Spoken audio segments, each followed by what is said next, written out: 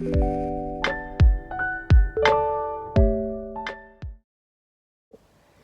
everyone and welcome back to my channel. I know it's been way too long but I think I'm gonna have a new rule for all my videos. I'm not going to say I'm gonna be consistent and I'm gonna do the most. No, I'm just gonna post videos as and when, because life has definitely taught me that when you start saying, oh no, I'm gonna be consistent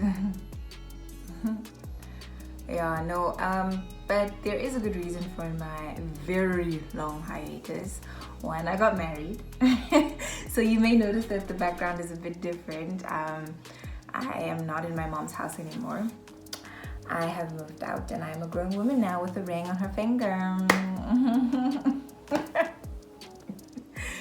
But yeah, so as the title of this video clearly says, I got married and I got COVID. Yeah, no guys, this COVID thing isn't a joke. It took me some time to recover, but obviously with the medication that I was on, antibiotics, and just taking care of myself and making sure that I'm okay, and my husband, who you'll probably hear background noises, he won't be making his debut today though. But yeah, it was very tough. It was a very tough thing to go through. One of the things that I had to, one of the symptoms that I had, I didn't have the severe symptoms like chest pains or things like that, but I had a lot of body aches. I had a loss of appetite. Yeah, it was pretty bad. My stomach was running. A lot of I can't even describe. I don't ever want to go through something like that again, but this is the world that we live in and it's unfortunate. But as a result of that, a lot of things took a back seat, and by a lot of things I mean my academics. Yeah, no, I definitely, my academics took a huge blow. Also the fact that I had to return to work after I had recovered, so there was just a lot of things that were out of place in terms of me and in terms of uploading videos and in terms of being active on social media. But yeah, no, I'm grateful to be alive. I'm grateful to have survived it. I am grateful to my husband for actually taking care of me despite me getting COVID like immediately after we got married. Literally, I was diagnosed as positive the very next day after we got married.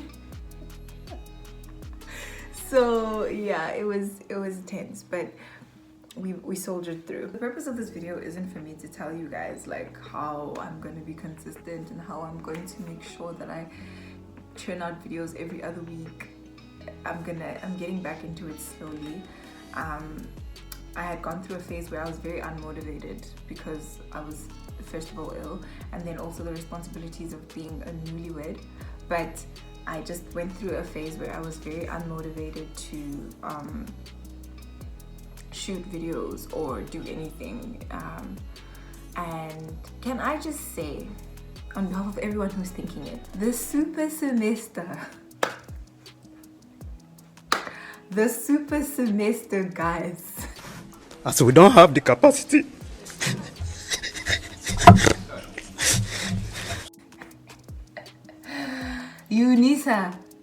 Unisa, bro. The super semester did not come to play games. It went from me doing 5 modules per semester to now doing 10 modules for the super semester. And I'm not necessarily saying it's a bad thing. I mean, everyone takes it differently, but I'm not gonna lie, guys, it threw me off. I'm busy writing exams right now. I'm done with 3 exams. That's my legal philosophy and my professional ethics, and then yesterday I wrote international law, which was I don't want to say easy because then I might just, you know, the professors might be watching this and be like, oh, easy, oh crap, little cow. It wasn't easy, but it was a 48-hour paper. So it gave you enough time to like really go into the subject. I mean, not to say that I haven't gone into the subject before, I did study, but the 48-hour paper did help a lot. I won't lie and say that it didn't have, the super semester doesn't have its advantages, but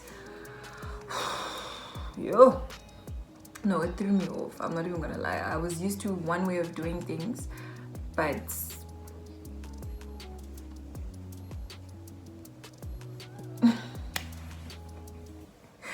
guys, we just didn't have the capacity. I didn't have the capacity to take all 10 modules, and also the fact that they are quite different to the way I was used to writing exams.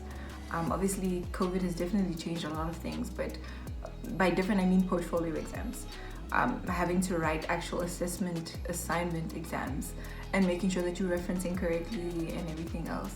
But you know, let me know down in the comments how you guys found the super semester.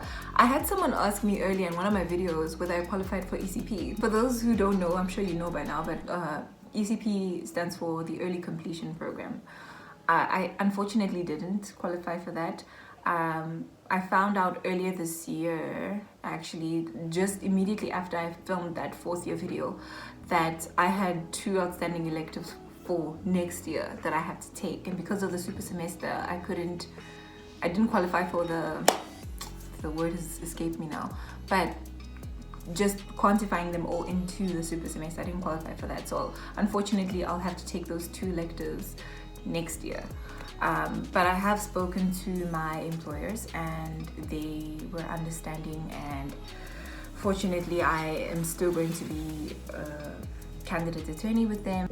For those who follow me on LinkedIn, you may have noticed that there was a jump in employment. There was, and I'm still going to be a candidate attorney with that new company, and I'm still very happy and very grateful. Guys, apart from the sad and unfortunate news of all that has been happening since I got married, the good news is I got married. And the other good news is we're over 700 subscribers. Thank you so much, guys. Thank you so much. I know I have been a flake. I know I've been a flake, but thank you to all those who have stuck with me. Guys, I'm grateful. You don't even know. Like, honestly, I'm so grateful. The past 6 months have been very hard, you know, with COVID and with all the other stuff that's been unraveling with school and work and everything else. And it's just a mishmash of things, but I get back on track and we're gonna do this. The next module, obviously, that we're discussing is still AFL for our first year students. And yeah, that's what we're gonna tackle. Thanks so much for sticking with me, guys. Thanks again for 700 subscribers. Thank you and have a good weekend.